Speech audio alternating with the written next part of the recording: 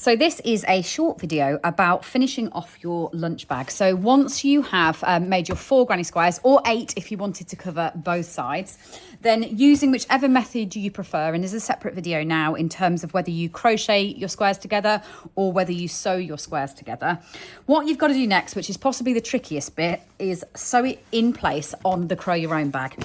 Now I've opted to leave the TOFT on one side and just put my granny squares on the other side. Obviously you could do one of each granny square, whatever you fancy. You can get really creative with that. So I'm going to cover up these symbols here with my granny squares.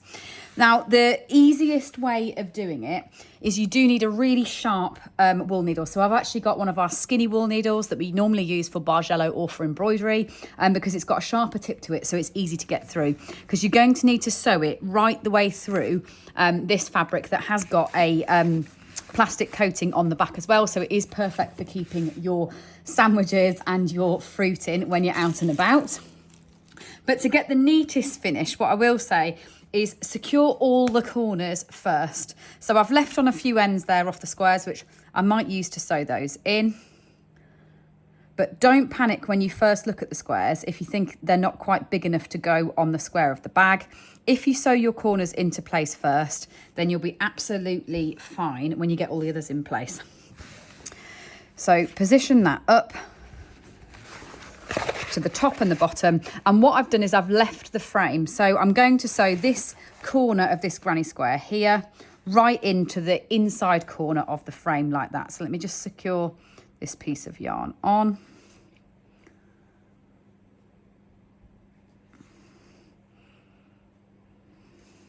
Like that.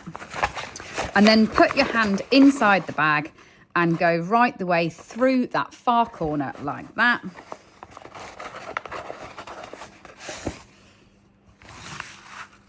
Pull it through.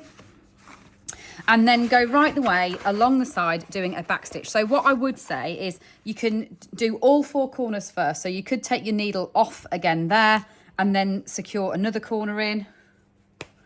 But leave the long length so that then you can use that to sew it in once you've got all 4 corners positioned.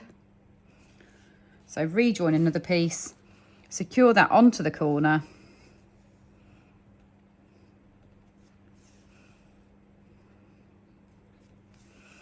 And at the top, I've actually come right the way up to the top here. So I have come right the way in to this top edge. And this is where you will need to definitely make sure you've got a strong needle because you're going through 2 sides of the fabric. So push it through like that and secure that corner in. Do the same thing on all 4 corners so that you know that they're in line. And then the way that I found neatest to sew it on is to actually back stitch them into position. So just line that up along the edge like that, just inside the frame, and then go through.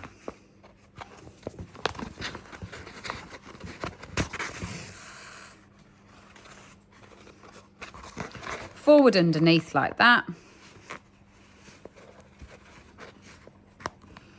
And if you are struggling to get the needle through all the fabric, you can always push it against the table to do that. Come back and in and around a stitch like that, and then go through again. And that's all it is. Just take your time. Don't rush too much when doing this bit, because obviously you are using a sharper needle and you're pushing it through a thick fabric. But I can't wait to see what you do with this design. It's an absolutely brilliant way of using up your Crow Your Own bags if you have found that you've got quite a few of those lying around. Perfect thing for picnics this summer. I hope, like me, I'm already planning which family member is going to get which piece of fruit on theirs.